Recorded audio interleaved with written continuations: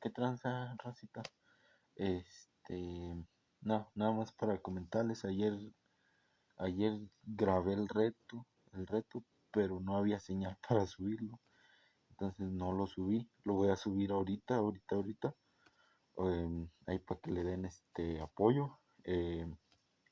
Y nada, el día de hoy, el reto de hoy, quiero irlo a hacer a una cancha de fútbol, ya, ¿cómo se puede decir?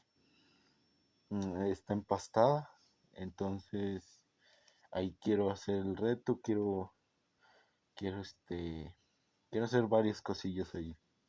Y sin nada, que tengan un excelente día, ahí nos guachamos.